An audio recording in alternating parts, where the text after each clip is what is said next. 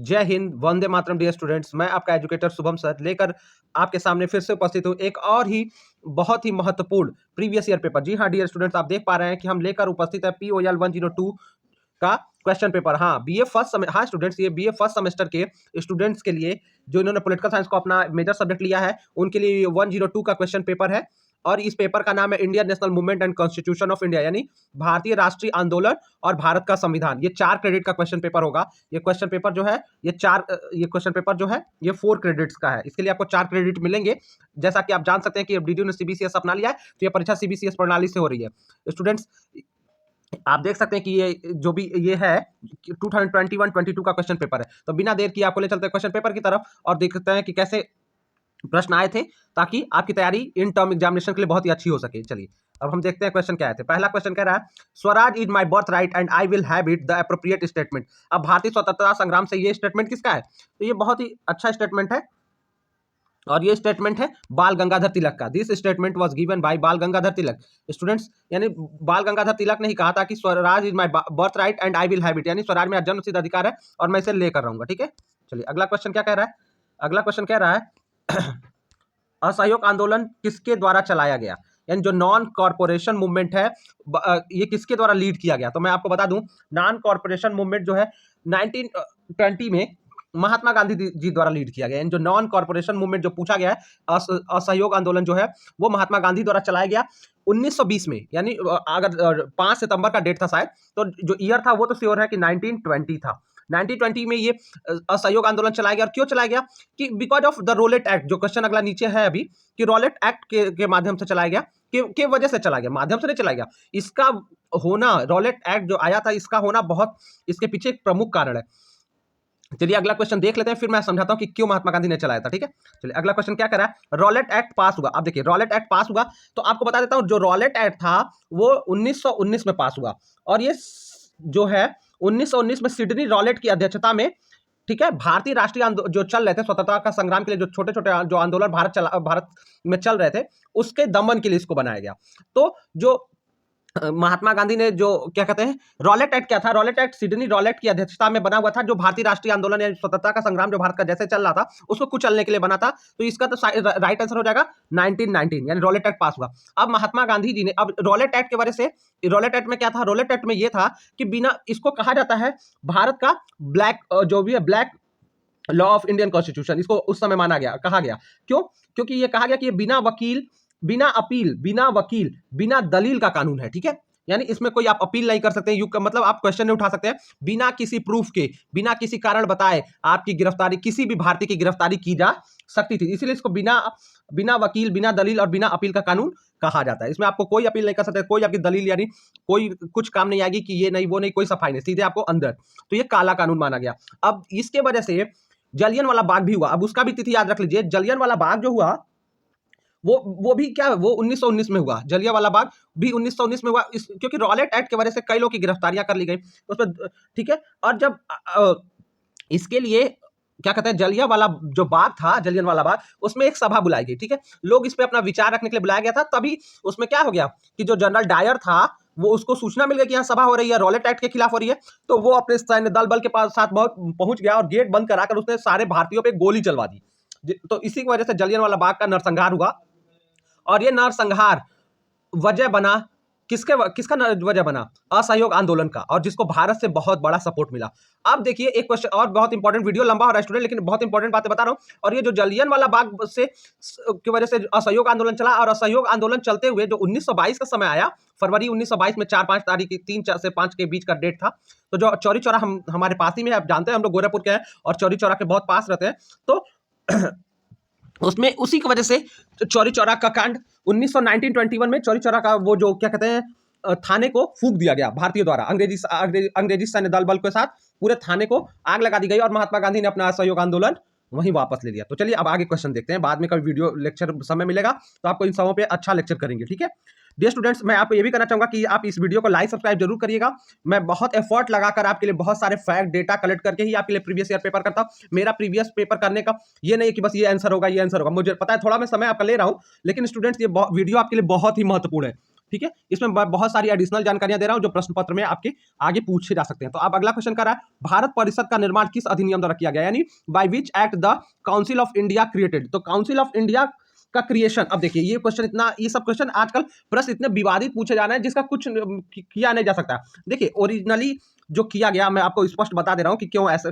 तो 1833 में 1833 में काउंसिल ऑफ इंडिया को स्थापित किया गया, ठीक है, charter act of 1833। Original council of India जो है चार्टर एक्ट ऑफ 1833 के अंतर्गत स्थापित किया गया, लेकिन इसमें तो ऑप्शन ही नहीं है। तो इसको बाद में बता दे रहा हूं कि इसको रिवाइज कर दिया गया और वो समय आया 1858 का, और वो समय क्या कहलाया 1858 का वो टाइम था जब इसको रिवाइज किया गया। तो इसके हिसाब से जो द काउंसिल ऑफ इंडिया जो है क्रिएटेड, ये कह रहा है, मुझे तो समझ नहीं आया क्यों कह रहा है, इसको सीधे करना चाहिए रिवाइज दिया जो भी है उसमें क्या हुए। तो वो 1858 था, बाय द एक्ट ऑफ 1858। अब राइट आंसर होगा, वो दूसरी बार मॉडिफाई किया गया, लेकिन फर्स्ट टाइम जो हुआ 1833 में क्रिएट किया गया जो भी है, ठीक है। एक्ट ऑफ 1833 के अंतर्गत काउंसिल ऑफ इंडिया को स्टैब्लिश किया गया। चलिए अगला क्वेश्चन देखते हैं। अगला क्वेश्चन क्या पूछा था कि under which act the dyarchy establishment at the centre, यानी डायरकी जिसको कहते हैं, स्टूडेंट आपको पता होगा डायरकी क्या है, यानी द्वैध शासन। तो कह रहा केंद्र में द्वैध शासन किस अधिनियम के अंतर्गत स्थापित किया गया। ये अभी की बात नहीं कर रहा, ये अभी वैलिड नहीं है। तो डायरकी क्या था, डायरकी की थियरी देखिए, लियोनार्ड कार्टिस ने, जो कार्टिस था, ही वाज द कार्टिस ने, ये अपनी किताब डायरकी, उसकी पुस्तक ही है डायरकी, उसकी किताब, तो लियोनल कार्टिस, तो कार्टिस ने ये थ्योरी दी थी, ठीक है। This theory was given by Curtis, Lionel Curtis, और उसकी बुक का नाम था डायरकी। तो अगर आपको कई जगह द्वैध शासन को सीधे अंग्रेजी में लिखा हुआ आजकल प्रश्न पत्र में आ जाता है डायरकी, तो डायरकी आप समझिए द्वैध शासन को कहते हैं, और इसकी किताब का नाम भी डायरकी था। उसने कहा कि 1919 में, सॉरी, डायरकी का इसने सिद्धांत दिया और उसने बताया कि इसने कहा कि जब, मतलब इसका तात्पर्य यह था, इसमें इसने सिद्धांत को देकर बताया कि जब दो शासक एक शासन, यानी जो टू सेंटर होते हैं, जब दो शासक होते हैं, जैसे भारत पे अंग्रेजों का शासन था, फिर भी कुछ नवाब, कुछ राजा अपना क्षेत्र चला रहे थे। तो अब एक उदाहरण दे देता हूं, जैसे 1965 बंगाल, जैसे 1765 में बंगाल, उड़ीसा, बिहार, अगर एग्जांपल के ले लें कि बंगाल, उड़ीसा, बिहार ये जो राज्य थे, तो इसका भू राजस्व कर वसूल रही थी ईस्ट इंडिया कंपनी, जबकि वहां पे नवाबों का शासन था। तो इस तरह से दो पॉलिसी, यानी एक सत्ता का संचालन जब दो शासक द्वारा तय होता है, तब जाके उसको द्वैध शासन यानी डायरकी कहते हैं। यानी नाम के लिए वो बस पपेट राजा थे, जो नवाब आप रह गए थे, वो क्या रह गए थे अंग्रेजी सत्ता के अंदर, पपेट, जो वो दबाव डालते वो मान लेते। तो अब कर वसूलने की जिम्मेदारी ईस्ट इंडिया कंपनी की हो गई थी। तो दो शासन समझ में आया कि सत्ता चल रही थी नवाबों की और डायरकी चल रही थी, मतलब जो दूसरा डायरकी का प्रोसेस चला रही थी ईस्ट इंडिया कंपनी। तो इसमें जो प्रांतीय सरकार होती है, जो in this process the regional governments is forced to compromise with the another government. जो रीजनल गवर्नमेंट होती है इसको फोर्स किया रहता है कंप्रोमाइज करने के लिए दूसरे गवर्नमेंट के साथ, ठीक है। तो आपको समझ आ गया डायरकी क्या है। डायरकी, तो इसका राइट ये आया था कब, 1919 में। इसी को डायरकी एक्ट, ये जो है ये 1919 का एक्ट है। इसका राइट आंसर हो जाएगा 1919, भारत सरकार अधिनियम 1919, ठीक है। और इसको लाने वाला कौन था, तो लियोनल कार्टिस। आप मेरी बात को याद रखिएगा, प्रश्न पूछा जा सकता है, ठीक है। इसकी किताब भी 1919 के आसपास ही आई थी और 1919 में ही इस रूल को लागू कर दिया था। तो अगला प्रश्न पूछा था, the deputy chairman of executive council in interim government was formed in. तो स्टूडेंट, ये क्वेश्चन का मैं आंसर काफी खोजने की कोशिश कर रहा था, लेकिन एग्जैक्टली मैं पा नहीं पा रहा था कि इसमें ये तो बता रहा है कि किसको क्या मंत्रालय दिया गया था, लेकिन मुझे ये इसका एग्जैक्टली आंसर नहीं मिल पा रहा था। लेकिन कुछ बातें मुझे जो क्लियर हो पाई इस क्वेश्चन से, कि कह रहा है जो अंतरिम गवर्नमेंट बना, यानी इंटरिम गवर्नमेंट जिसको कहते हैं, तो वो कह रहा है कि जो एग्जीक्यूटिव काउंसिल की इंटरिम गवर्नमेंट हुई 1946 के लिए, ये इलेक्शन कराने के लिए अंतरिम सरकार थी आजादी से जस्ट पहले। तो इसमें जो है, जो प्रेसिडेंट था, देखिए प्रेसिडेंट कौन था, वो वाइस राय था, जो, ठीक है, वीवेल, ठीक है, वीवेल जो था वाइस राय था, वो प्रेसिडेंट था। बाद में माउंटबेटन हो गए, और जो वाइस प्रेसिडेंट था, तो जेएल नेहरू इसमें वाइस प्रेसिडेंट थे, इनको हम कहेंगे ये वाइस प्रेसिडेंट, वीपी। तो जो वाइस प्रेसिडेंट इस जो एग्जीक्यूटिव काउंसिल का था, वो जवाहरलाल नेहरू थे, और प्रेसिडेंट क्या था, वो वाइस राय था, वीवेल था, ठीक है, वीवेल। अब जो यहां से सी राजगोपालाचारी ही मुझे लगता है कि वो डिप्टी चेयरमैन थे, ठीक है, डिप्टी चेयरमैन। और इनको क्या दिया गया था, इनको उपाध्यक्ष माना गया, हेड ऑफ एजुकेशन। तो और ये साथ ही साथ एजुकेशन का क्षेत्र देख रहे थे। इनको चुनाव के बाद किसकी जिम्मेदारी, क्या चीज, चुनाव जो भारतीय राष्ट्रीय कांग्रेस ने कराया था, तो उसमें एजुकेशन और आर्ट्स की जिम्मेदारी इनको मिली थी, एजुकेशन एंड आर्ट्स, ठीक है। तो एजुकेशन एंड आर्ट्स की जिम्मेदारी इनको मिली हुई थी। इसी तरह से कई लोगों को कई जिम्मेदारियां दी गई उसमें। तो जवाहरलाल नेहरू वाइस प्रेसिडेंट बने थे, ये भी क्वेश्चन पूछा जाता है। और जिन्ना को जो जिन्ना है, जो पाकिस्तान के फाउंडर हैं, उन्होंने फाइनेंस डिपार्टमेंट संभाला हुआ था, ठीक है। इसी तरह कई लोगों को कई डिपार्टमेंट दिए गए थे, तो इसका राइट आंसर हो जाएगा सी राजगोपालाचारी मेरे हिसाब से। अगर स्टूडेंट्स इसमें आपका कोई क्लियर आंसर मिलता है तो बुक्स तो आप मुझे कमेंट करके बताइएगा, ठीक है। चलिए, मुझे मेरे हिसाब से मैंने जितना रिसर्च किया सी राजगोपालाचारी ही होगा, ठीक है। चलिए अगला क्वेश्चन देखते हैं। स्टूडेंट अगला क्वेश्चन कह रहा है the first Indian governor general of independent India. ये तो क्वेश्चन बहुत आसान है और इसका क्या आंसर होगा, कह रहा है इंडियन, तो फर्स्ट इंडियन वाइस राय तो सी राजगोपालाचारी। अगर मैं कहूं कि देखिए प्रथम भारतीय गवर्नर जनरल यानी फर्स्ट इंडियन वाइस जो है गवर्नर जनरल, तो वो कौन था, सी राजगोपालाचारी वाइस राय जो भी है गवर्नर जनरल। और कहूं कि अगर स्वतंत्र भारत का प्रथम गवर्नर जनरल तो वो एक विदेशी यानी लॉर्ड माउंटबेटन था, लेकिन वो इंडियन नहीं था। स्वतंत्रता के बाद भी वो गवर्नर जनरल बना और वो कौन था, तो लॉर्ड माउंटबेटन था। और अगर भारतीय की बात करें तो सी राजगोपालाचारी होगा, ठीक है। चलिए अगला क्वेश्चन देख लेते हैं। At present how many article and schedules are there, तो are there in Indian constitution to from the point of view of enumeration, यानी वर्तमान में भारतीय संविधान में गणना की दृष्टि से कुल कितने अनुच्छेद और अनुसूचियां हैं, यानी तो समझ में आ रहा है कि कितने एक्ट और कितने आर्टिकल्स और कितने शेड्यूल हैं। तो स्टूडेंट ये भी क्वेश्चन बहुत कंफ्यूजिंग क्वेश्चन पूछ लिया गया था। ये क्वेश्चन जो है इतना कंफ्यूजिंग हो गया कि जो भी है इस समय मैं बता दूं स्टूडेंट, तो एग्जैक्टली 400 प्लस आर्टिकल है, ठीक है। तो अगर बात करूं तो 470 के आसपास अनुच्छेद हैं, ठीक है। आर्टिकल्स 470 के आसपास है इस समय इंडियन कॉन्स्टिट्यूशन में, लेकिन ये कह रहा है 390, 395, 300 और 400। तो यहां से मैं बता दूं कि एग्जैक्टली इस समय 470 के आसपास आर्टिकल्स हैं, जिसको 12 अनुसूचियों में डिवाइड किया गया है, यानी 12 शेड्यूल्स में उसको डिवाइड किया गया है, ठीक है। अब ये बात करा जब जब जब इसका संविधान का वो हुआ तो 395 आर्टिकल के साथ, लेकिन शेड्यूल 8 थे अभी भी, और जिसको बाद में संशोधन यानी संविधान संशोधन, आपको पता है कि जो री अमेंडमेंट हुआ है कॉन्स्टिट्यूशन में, तो वो 105 टाइम्स से बार हो चुका है, ठीक है। तो इसमें जोड़ लिया गया है, तो कुल अब जो शेड्यूल हो गया है वो 12 शेड्यूल हो गया है। लेकिन अगर हम बात करें अभी वर्तमान में तो 470 के अराउंड ये पहुंच गया है, ठीक है। तो अगर हम आर्टिकल की बात करें संशोधन के थ्रू 470 पहुंच गया है, लेकिन वो पुराने को लेके चलते हैं। तो राइट आंसर अगर इन ऑप्शनों में से हमको करना होगा तो हम इसी को करेंगे, लेकिन एग्जैक्टली अभी जान लेंगे 470 आर्टिकल्स हो चुके हैं विथ 12 शेड्यूल्स। ये राइट आंसर अगर होना चाहिए। चलिए अगला क्वेश्चन कह रहा है कि which word has added to the preamble of the constitution by the 42nd constitutional amendment, यानी जो संविधान संशोधन है, यानी 42वें संविधान संशोधन द्वारा कौन सा वर्ड जोड़ दिया गया है। तो अगर स्टूडेंट्स इसकी बात करूं कि कौन सा वर्ड जोड़ा गया है, तो देखिए ये जो वर्ड जोड़ा गया वो था कि sovereign.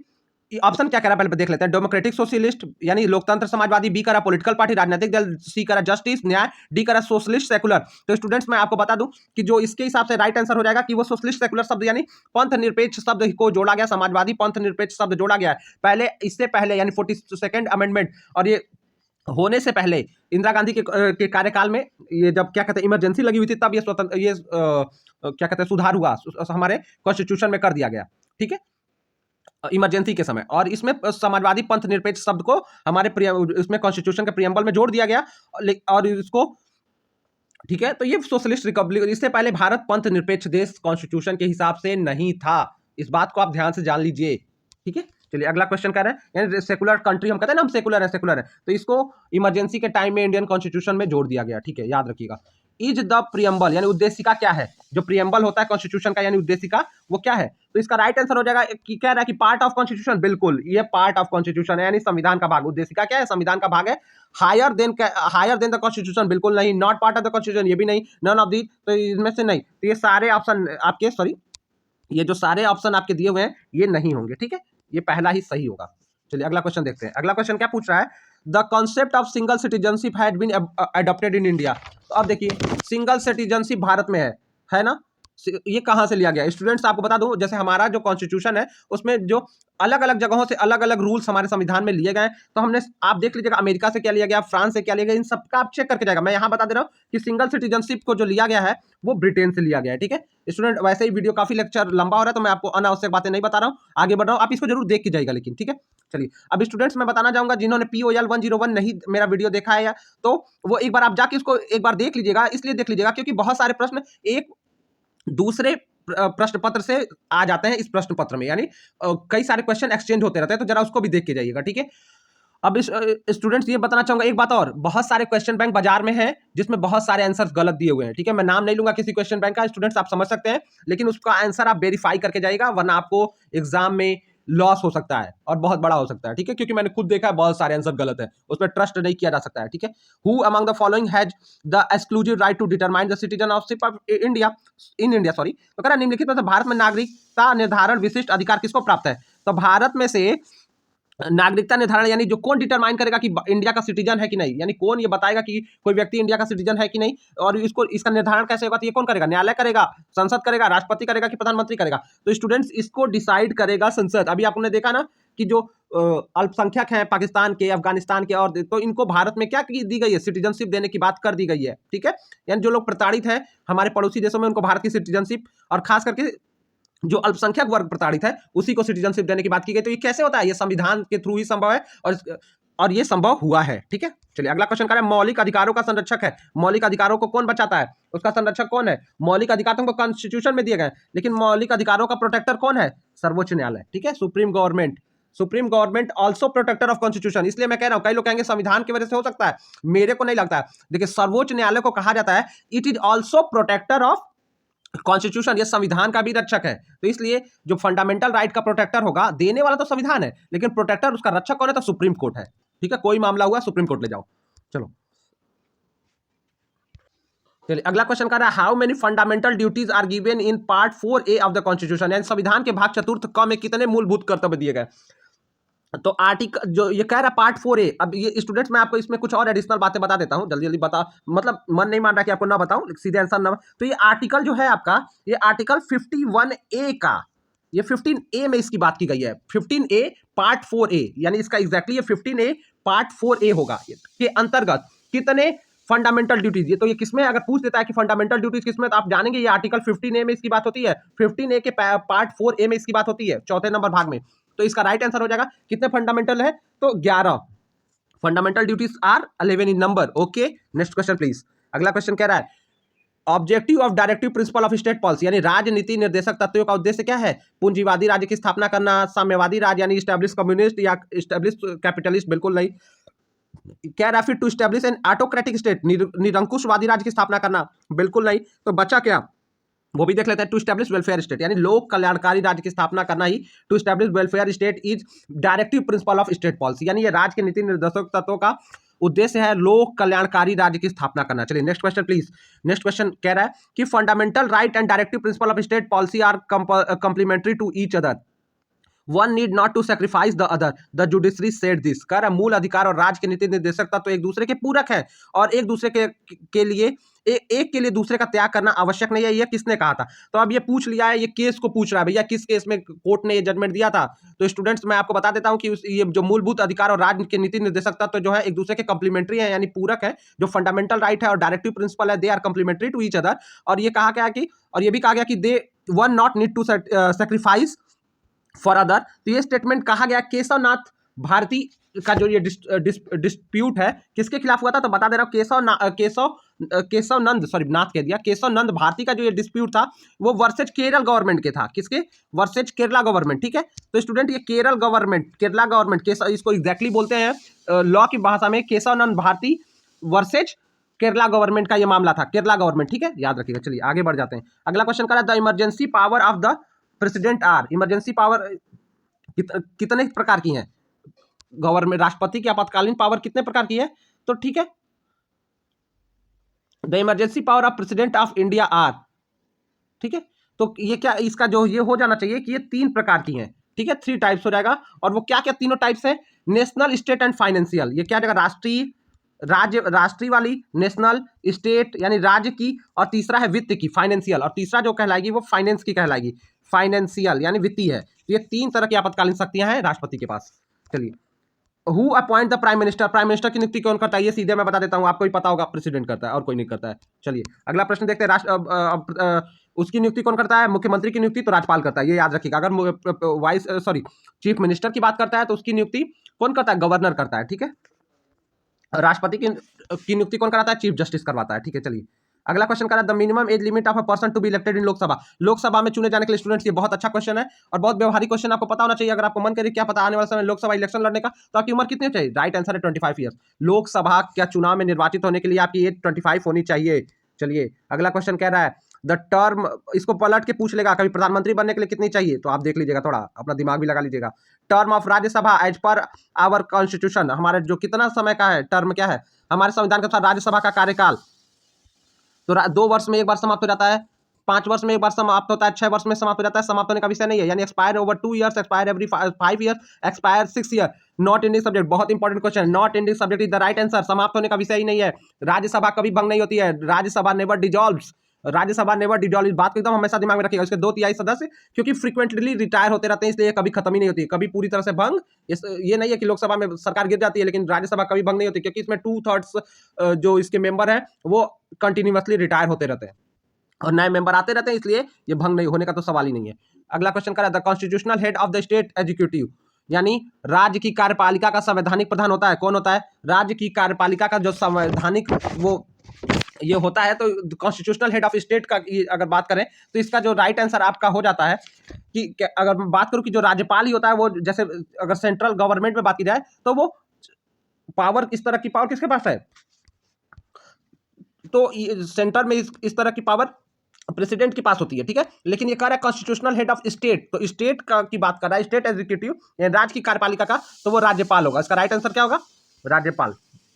Speaker of state, sorry, ये इसका राइट आंसर हो जाएगा राज्य की कार्यपालिका, जो constitutional head of state executive is राज्यपाल, the governor is the right answer, ठीक है। चलिए अगला प्रश्न क्या कर रहा है कि who become the first chief minister of India. बहुत आसान क्वेश्चन है, आप कर लेंगे। आप बहुत सारे स्टूडेंट कॉम्पिटेटिव एग्जाम की तैयारी करते हैं। कौन स्टूडेंट्स? चलिए मैं बता देता हूं। The right answer is Suchitra Kripalani. Bharat की प्रथम महिला मुख्यमंत्री कौन है? Sucheta Kripalani. Sucheta Kripalani is the right answer, ठीक है, सुचेता कृपलानी। और अगर ये कब से कब तक रही है? उत्तर प्रदेश की। ये कहां की ये रही है? मुख्यमंत्री यूपी की ही रही है। कब से कब तक रही है?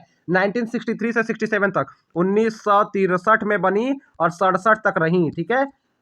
ये क्या रही? 67 तक यूपी की चीफ मिनिस्टर रही है, ठीक है। चलिए अगला क्वेश्चन देख लेते हैं। और एक बात और बता देता हूं, इसमें जो दूसरा ऑप्शन दिया है सरोजिनी नायडू की जो बात कर रहा है, तो ये क्या रही है? ये गवर्नर रही है। ये क्या रही है? गवर्नर रही है। कब बनी है? स्वतंत्रता जब भारत को मिली है 47 में। भारत की गवर्नर, उत्तर भारत की प्रथम महिला गवर्नर, और कहाँ की गवर्नर? वो भी यूपी की ही बनी है, ठीक है, 47 से लेकर 49 तक, ठीक है। यानी सुचेता कृपलानी से पहले पहली महिला ये बन चुकी थी जो गवर्नर थी, और सुचेता कृपलानी क्या बनी? वो पहली महिला मुख्यमंत्री बनी, ठीक है। चलिए तो राइट आंसर, जो क्वेश्चन का राइट आंसर होगा वो सुचेता कृपलानी होगा। मैंने सरोजिनी नायडू को बता दिया कि वो प्रथम गवर्नर है महिला। The retirement age in the supreme court, बहुत अच्छा क्वेश्चन है। किसी जो जज की रिटायरमेंट एज सुप्रीम कोर्ट में कितनी होती है? 65 वर्ष होती है, याद रखिएगा। जो हाई कोर्ट था उसमें 62 ईयर्स था पहले, लेकिन अब हाई कोर्ट में भी 65 ईयर्स कर दिया गया है, और सुप्रीम कोर्ट में तो 65 ईयर्स है, ठीक है। Right answer 65 years. अगला क्वेश्चन करा who have the final right to interpret the constitution. संविधान को इंटरप्रेट करने का अधिकार किसको है? संविधान को कौन समझा सकता है भैया कि संविधान में ये लिखा है, इसका एग्जैक्टली अगर कोई बात में विवाद हो जाए कि नहीं इसका ये मतलब है, तो इसको इंटरप्रेट कौन करेगा? सर्वोच्च न्यायालय करेगा। कोई और नहीं समझा सकता है कि इसका एग्जैक्टली मतलब, अगर किसी विवाद की स्थिति उत्पन्न हो जाती है दो लोगों में, किसका मतलब ये है, नहीं नहीं इसका मतलब ये होता है, जैसे शब्दों का जब खेल हो जाता है, अगर समझने में दिक्कत होती है, तो इसको इंटरप्रेट करने का काम सर्वोच्च न्यायालय करता है। यानी इंटरप्रेट मतलब उसको समझाने का, उसकी व्याख्या वही करता है, सर्वोच्च न्यायालय। चलिए supreme court of India. High court जज एड्रेसेस हिज रेजिग्नेशन। अब हाई कोर्ट का जज अपना त्याग पत्र किसको देता है भैया? ये क्वेश्चन आप स्टूडेंट कैसा लग रहा है? क्वेश्चन बहुत अच्छे प्रश्न आए हैं। हाई कोर्ट और सुप्रीम कोर्ट दोनों के जज अपना रेजिग्नेशन किसको सौंपेंगे? राष्ट्रपति को सौंपेंगे। याद रखिएगा, इसमें हाई कोर्ट बस पूछा है, सुप्रीम कोर्ट का भी उसी को सौंपेगा, ठीक है। इसका राइट आंसर यही होगा, और कुछ मत देखिएगा। चीफ जस्टिस को नहीं सौंपेगा, उस राज्य के न्यायालय को नहीं सौंपेगा, तो बाकी सारे ऑप्शन क्या हो गए? गलत, दीज आर रॉन्ग। चलिए अगला क्वेश्चन कह रहा है the highest judicial officer of state, राज्य का। आप देखिए जरा इस क्वेश्चन को देख लीजिए थोड़ा ध्यान से। यहाँ पे कह रहा है जिले का, यहाँ कह रहा है राज्य का, और पॉलिटिक्स में स्टेट मतलब कंट्री भी हो जाती है, तो क्वेश्चन का तो कुछ तुक ही नहीं समझ में आ रहा है। लेकिन अगर यहाँ पे स्टेट की बात करें तो स्टेट के लिए किसी को दिया ही नहीं है, तो यानी हम सीधे समझ सकते हैं कि यहाँ पे राज्य की तो बात नहीं कर रहा है, तो एग्जैक्टली राइट आंसर हो जाएगा डिस्ट्रिक्ट जज। यानी अगर जिले की बात हो रही है तो जिले का सबसे बड़ा अधिकारी क्या होता है? Highest judicial officer of district होना चाहिए था यहाँ पे, ना कि स्टेट, और वो क्या होगा? जिला न्यायाधीश। क्या हो जाएगा? जिला न्यायाधीश। इसी को सेशन जज भी कहते हैं। इसका दूसरा नाम अगर ये नहीं हो के सेशन रहे, या CWSION, सेशन जज भी कहते हैं, ठीक है।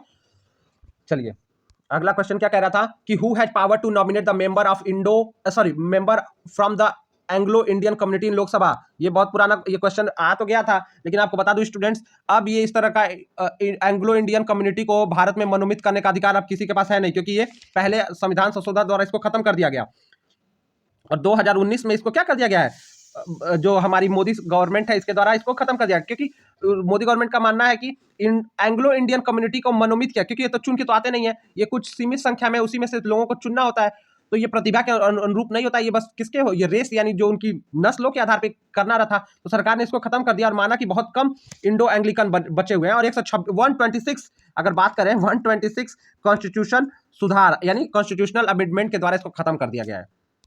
लेकिन इसको मनोनीत कौन करता है, तो कौन करता है, स्टूडेंट हो जाएगा इसका राइट आंसर। इसको मनोनीत करने का अधिकार किसको है, राष्ट्रपति के पास है।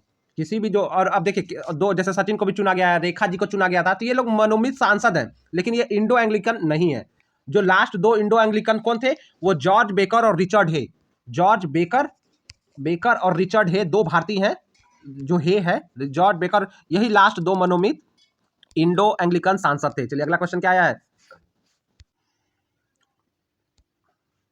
तो नेक्स्ट क्वेश्चन कह रहा है कि when was the family court established in Uttar Pradesh. तो फैमिली कोर्ट जो है उत्तर प्रदेश में कब स्थापित की गई, तो स्टूडेंट्स ये 1984 में, जो कह रहे हैं 1984 का जो टाइम था, इस समय क्या कहते हैं परिवार न्यायालय अधिनियम जो आया था, यानी परिवार न्यायालय अधिनियम के तहत 1984 में ये अधिनियम आया और उत्तर प्रदेश में परिवार न्यायालय की स्थापना कब कर दी गई, 1986 में, 2 अक्टूबर 1986 इधर राइट आंसर। और ये कब आया, तो 84 में ही ये अधिनियम आया था और 86 में उत्तर प्रदेश में फैमिली कोर्ट की स्थापना कर दी गई थी। चलिए कह रहा है the council of minister is collectively responsible to which of the following, यानी मंत्रिपरिषद सामूहिक रूप से किसके प्रति उत्तरदायी है, तो मंत्री परिषद वो किसके लिए है, the council of minister collectively responsible to which of the following, तो ये जो है लोकसभा के प्रति, these are responsible toward the Lok Sabha, ठीक है। और स्टूडेंट इसकी बात आर्टिकल 75 के क्लॉज 3 में की गई है। अगर ये कहें कि ये लोकसभा के प्रति रिस्पॉन्सिबल होते हैं, तो इसकी बात किसमें की गई है कि जो काउंसिल ऑफ मिनिस्टर होता है, भले ही वो जो भी प्रधानमंत्री के प्रति निष्ठावान हो सकता है, लेकिन जिम्मेदारी और जवाबदेही किसके प्रति उत्तरदायी है, तो वो आपके लोकसभा के लिए उत्तरदायी है, ठीक है। He is responsible for Lok Sabha, ठीक है। और इसकी बात आर्टिकल 75 क्लॉज 3 में, आर्टिकल 75 के जो 3 क्लॉज में की गई है, ठीक है। अगला क्वेश्चन क्या कर रहा है, in which schedule is the center of state center in which schedule is the center state relationship है डिफाइंड, यानी किस शेड्यूल में केंद्र और राज्य के बीच जो रिलेशनशिप है उसको डिफाइन किया गया है, तो इसको आर्टिकल 245 से 255 के पार्ट 11 में, जो 7वां शेड्यूल में, ये 17 शेड्यूल में भी 7वीं अनुसूची में आता है और इस 7वीं अनुसूची में इसको रखा गया, और इस 7वीं अनुसूची में 245 से 255 के बीच में इसको आर्टिकल के बीच में ये इसके बारे में बातचीत की गई है। अगला प्रश्न क्या है, the state in which both centre and state government can make the laws to be mentioned. अच्छा कह रहा है कि इस वो विषय है जिस पर राज्य भी कानून बना सकता है और सरकार भी कानून बना सकती है, वो किसके अंतर्गत आता है, तो स्टूडेंट्स ये जो आता है आपका, इसको कहते हैं कॉन्करेंट लिस्ट, यानी जिसपे वो लिस्ट क्या कहलाती है, जिसपे स्टेट गवर्नमेंट और सेंट्रल गवर्नमेंट दोनों वो क्या कर सकती है, बना सकती हैं, कानून बना सकती हैं, यानी लॉस को कर सकती हैं, वो कॉन्करेंट लिस्ट करता है। इसमें क्या क्या आता है, तो स्टूडेंट इसमें शिक्षा आती है, एजुकेशन, इसमें एजुकेशन होता है, ठीक है, शिक्षा होती है। दूसरा इसमें जंगलों के बारे में कानून राज्य भी बना सकता है, केंद्र भी बना सकती है। ट्रेड, व्यापार को लेके, ठीक है, ट्रेड। अगला और जो भी है ट्रेड, मैरिज, यूनियन, इन सब पे राज्य का भी कानून चलता है। स्कूलों, यानी स्कूल देखिए केंद्र सरकार की भी यूनिवर्सिटी होती है, स्कूल होते हैं, राज्य सरकार की भी होती है, तो इसमें दोनों कानून बना सकते हैं। ये कॉन्करेंट लिस्ट में रखा गया, समवर्ती सूची जिसको कहते हैं, हिंदी में क्या कहते हैं, समवर्ती सूची, जिस पर राज्य सरकार और केंद्र सरकार दोनों कानून बना सकते हैं। अगला प्रश्न देख लेते हैं, जीएसटी कब भारत में लागू किया गया, जीएसटी वाज इम्प्लीमेंटेड, तो जीएसटी का फुल फॉर्म क्या है, ये आप थोड़ा देख लीजिएगा। ये सब स्टूडेंट मैं वैसे ही पूछ रहा हूँ, पूछेगा या नहीं पूछेगा वो मुझे नहीं पता, लेकिन इसका राइट आंसर हो जाएगा 1 जुलाई 2016 में, ठीक है, जुलाई 1 2016 में जीएसटी को भारत में लागू किया गया, ठीक है, याद रखिएगा।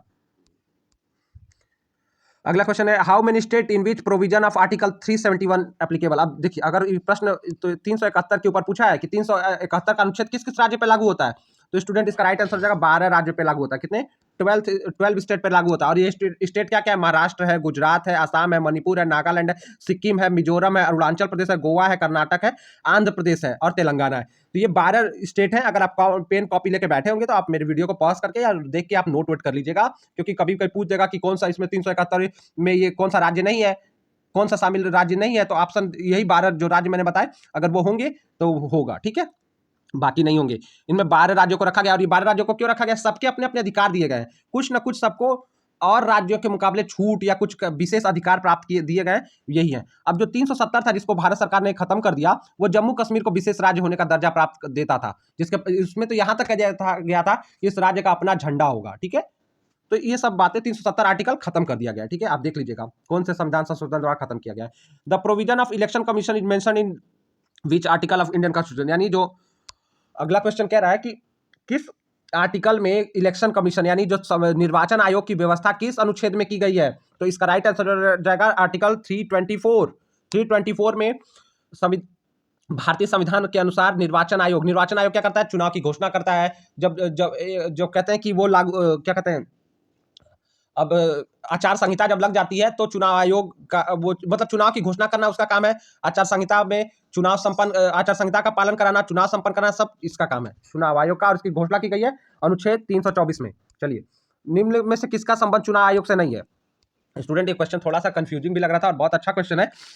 तो कह रहा है कि चुनाव की अधिसूचना जारी करना, यानी चुनाव की नोटिफिकेशन जारी करना, चुनाव चिन्ह का बंटवारा करना, ये भी चुनाव आयोग का काम करता है। जैसे आप देख रहे हैं शिवसेना उद्धव की पार्टी और एकनाथ शिंदे की पार्टी एक ही सिंबल के लिए लड़ रही है कि दोनों को तीर धनुष चाहिए, शिवसेना का पुराना वाला चिन्ह। तो देखिए किसको मिटेगा, दोनों चुनाव आयोग में गए हैं, दोनों कहाँ निपटारा कर रहे हैं? चुनाव चिन्ह का बंटवारा चुनाव आयोग के पास गए हुए हैं। इसी तरह से समाजवादी पार्टी में भी अखिलेश यादव जी और मुलायम सिंह के बीच हुआ था, तो ये सारा निपटारा कहाँ जाता है? चुनाव आयोग के पास जाता है।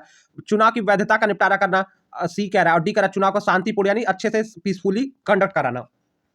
तो डियर स्टूडेंट, मुझे इसका आंसर समझ कि चुनाव की वैधता का निपटारा करना ये इनका काम नहीं है। देखिए, जब कोई असंतुष्ट हो जाए कि भैया हम आपके रिजल्ट से नहीं असंतुष्ट है, कोई पार्टी असंतुष्ट हो जाए कि एकदम क्या है, लेकिन निपटारा तो कर, कई लोगों का मानना है कि शांतिपूर्ण ढंग से संपन्न कराना, लेकिन अगर चैलेंजिंग हो जाता है तो वो सुप्रीम कोर्ट चले जाते हैं कि ये चुनाव वैलिड है कि नहीं, वो सुप्रीम कोर्ट जा सकते हैं। वैधता है वो बताएंगे, इन्होंने बस रिजल्ट दे देना कि भैया ये जीत गए, लेकिन आप इसके लिए सुप्रीम कोर्ट ये लोग चले जाते हैं, तो ये सारा काम इनका हो जाता है, ठीक है। अब चुनाव को शांतिपूर्ण ढंग से संपन्न कराना ये चुनाव आयोग का हिसाब से, मेरे हिसाब से काम है। इस पे थोड़ा सा क्वेश्चन में हो सकता है कि ऑप्शन डी सही हो, लेकिन अगर आपको कहीं पे प्रूफ मिल जाता है कि यहाँ पे सर ये सही होगा तो आप मुझे जरूर कमेंट करके बताइएगा।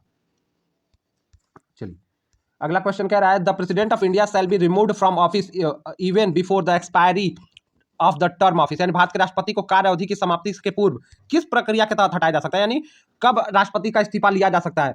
तो इस प्रोसेस को कहते हैं इम्पीचमेंट प्रोसेस, बाय इम्पीचमेंट यानी महाभियोग की प्रक्रिया चलाकर। अब ये क्या है, भारत के राष्ट्रपति को सिर्फ महाभियोग चलाकर हटाया जा सकता है। ये नहीं है कि अगर वो किसी मुद्दे में गलत कामों में वो संलिप्त पाया गया तो उसको पुलिस डायरेक्ट गिरफ्तार नहीं कर सकती है, बिना उसको गिरफ्तारी उसकी नहीं की जा सकती है जब तक वो किसी संवैधानिक पद पर राष्ट्रपति प्रधानमंत्री जैसा व्यक्ति बैठा रहता है, उसकी गिरफ्तारी संभव नहीं है आम आदमी की तरह। तो महाभियोग चलाकर ही उसको उसके पद से मुक्त करने के बाद ही उसको गिरफ्तार किया जा सकता है। अगर वो संवैधानिक पद पे तो उसको गिरफ्तार भी नहीं किया जा सकता है, और उसको संवैधानिक पद से हटने की प्रक्रिया महाभियोग कहलाती है, जैसे जिसको तख्ता पलट के नाम से भी लोग जानते हैं, ठीक है। तख्ता पलट नहीं कहता, सॉरी, ये तो ऑटोक्रेटिक में था कि इसमें उनका पावर दूसरे सरकार द्वारा छीन लिया जाता है, जैसे पाकिस्तान में होता है सेना और बहुत सारे देश है, जैसे अफगानिस्तान में हुआ है, तख्ता पलट उसको कहते हैं, ठीक है। तो ये सारी चीजें नहीं है, महाभियोग का प्रोसेस है, सीधे जाने राष्ट्रपति को हटाने के लिए भारत के लोकतंत्र में जो प्रोसेस है वो इम्पीचमेंट का प्रोसेस है।